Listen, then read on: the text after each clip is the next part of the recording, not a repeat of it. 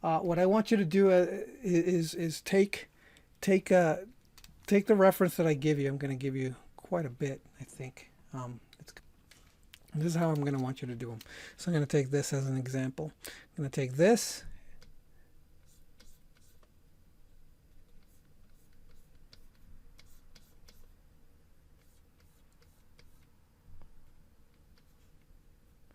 Look to see what the spacing between this and the back. So notice I did the shape. Then I decided where to put the jawline. And then where the brow line would be. Okay, so this is the important part about drawing the gesture correctly when doing this. The brow line, what I want you to do when it comes to the brow line, and this is really, really important. If you and it's important even in Loomis.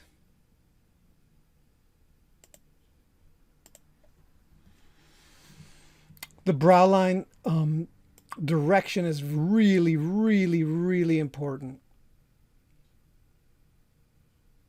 It's kind of everything. I think it's here. Okay, so this tells you everything. Like what you're basically doing is you're breaking up the head into a box.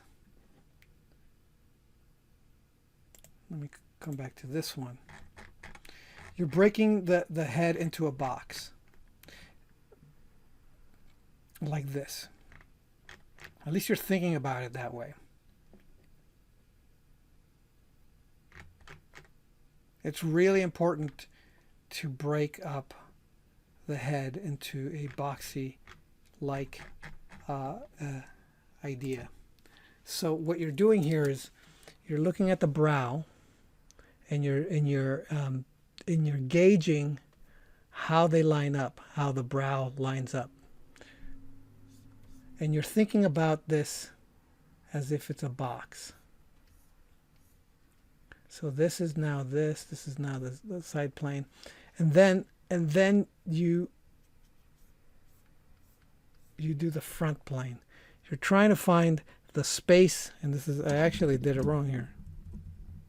You're looking at the place around the keystone and the front of the lips, and how much space is the middle of the lips. It's in the where the keystone and these brows meet. How much space is there? How much of that other side can you see? If you can't see a whole lot of it, it's probably because the center line is way over there. There's very little room, if any. Okay. So it's really important to get this cross right. So if we have the cross, so it's like we have a cross here. It's looking up. We have a cross. Looking down, we have a cross. And so this tells us that this is the direction, and this is the tilt. This is the direction. This is the tilt. This is the direction. This is the tilt. So this cross is really important.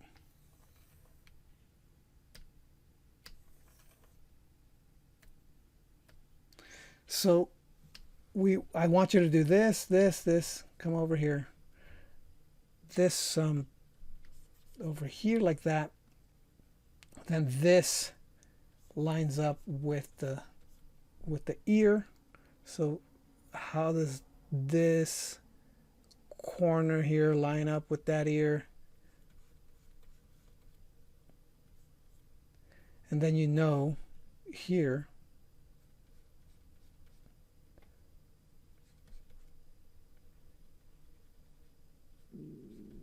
that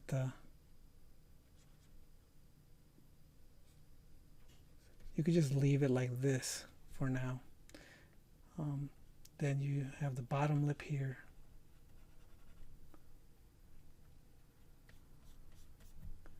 You could even draw an eye line there like that. And so you've got the neck, and then then you've got the gesture of the head. The gesture of the head like that. Okay, so now let's do this one.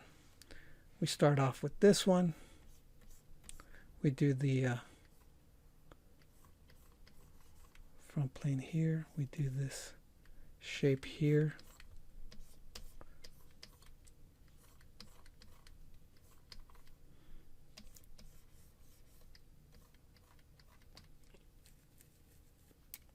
So we know that he is looking that way. We know that he's kind of tilting this way. Okay. And we know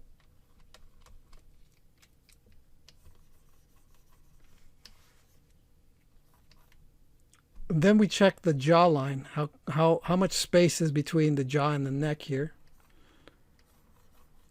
or the back of the head. The neck is kind of a little bit of the indicator of the back of the head. So we know that it's about yay. Let's move that neck over. And then we want the brow line. And the brow line seems to be tilted higher on this end than on this end. So, and in here somewhere is probably the middle of the circle. So we just... We guess at this point. We're just guessing. But it'll be somewhere like about yay, about right here. And it's slightly tilted. And then right between this and this is about where the nose kind of is. And then we want to indicate the center line. The center line looks like it's tilted this way. So let's do that. So that means that here, this will be a little bit more boxy this way, like the top of the head. So now we're thinking about this as a little bit more boxy. And then we line this down. So we're looking up at him. His head is kind of tilted down, which indicates that everything is tilted down. Like the ear will be slightly lower than this tip of the...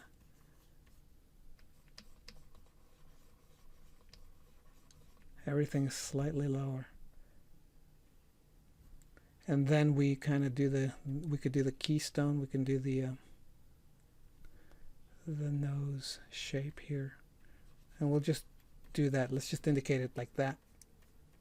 And then maybe we'll do the eye line here. And save that for next time. Midway through. And then we got, oops. Midway through.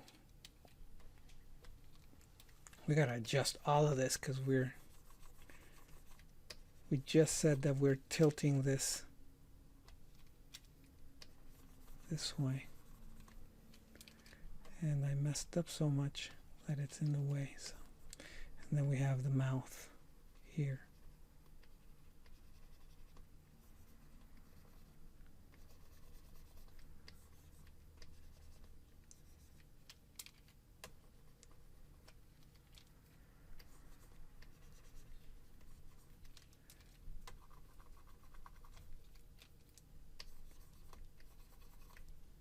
So here's the gesture for that.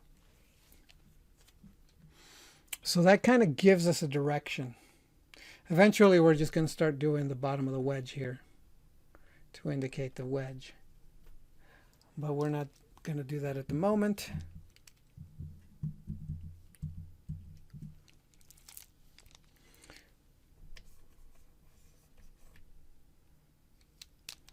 Okay, I'm going to do it one more time just to give you yet another example. Let me see if I can find a good head here. Okay. We'll do this one. So we'll do a quick gesture of her head. I'm going to tilt it this way. That's the top of the head.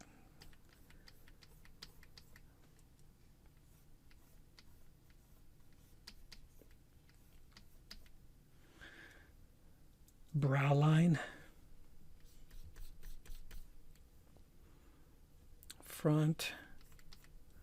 Jawline is completely covered up, which is the reason why I didn't go with the jawline. But I'm going to guess. It's going to be over here somewhere.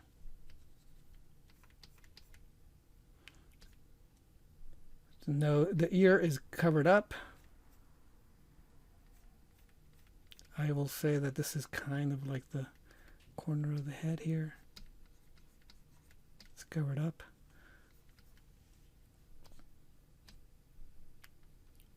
Keystone. This goes down here.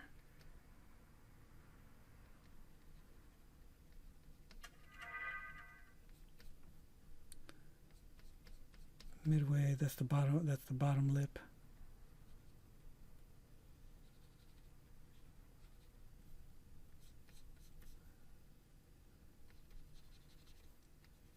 Here's the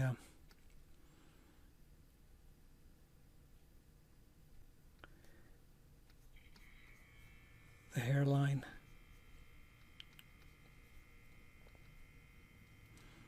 Then we can draw the hair shape. It's just a graphic.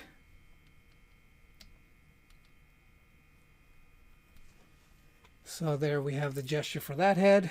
Let's do this one.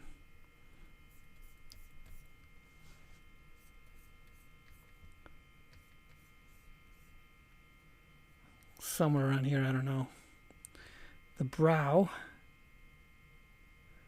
I'm gonna say that it's doing this. Center line. Between here and here is the nose somewhere.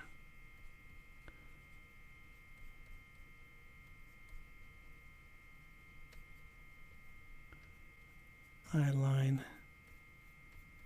Ear's gonna be somewhere on here. You can't see it. Midway, there's the bottom of the lips.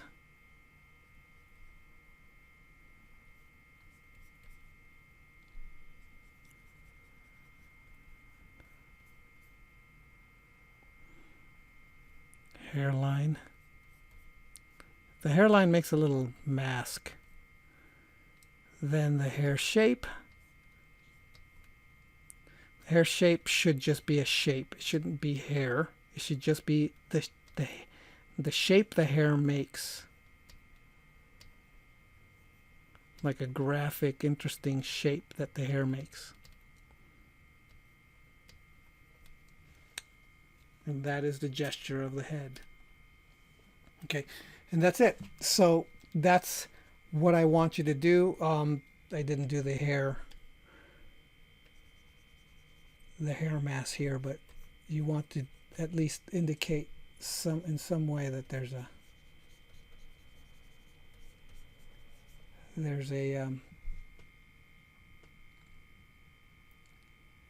hairline. We want the hairline in here.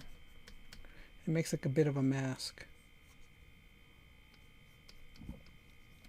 But if you start getting just the general placement of the head down, so that we have like a direction, a general gesture, then we can take it from there and start constructing and start really building. What is that keystone exactly? What is the wedge shape exactly? But just the general placement of these things is going to help. And then when you're doing some kind of crazy fast gesture drawing, then this is enough. Like if you have like just the gist of the face. Okay, so for example, so here's some of my figure drawings, right?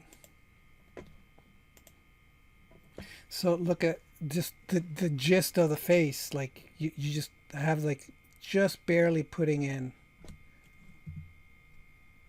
like the brow line, where the brow is. If you could just do that, right? So it's just the briefest indication, like that. Like it gives it a direction, right?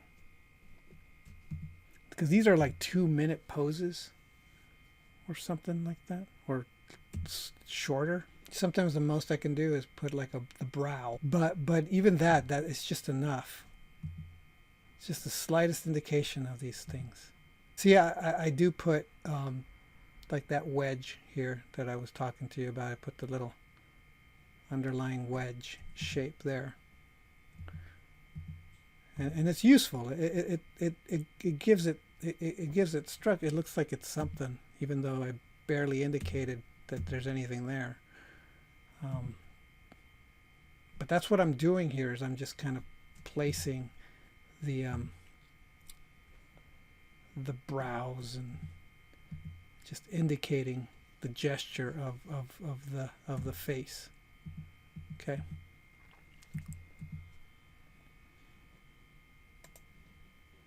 So we want that sort of thing, where we just want to find the brow, kind of direction of the nose, where the mouth is generally, and when visible, because obviously we're gonna, whoops, wrong direction.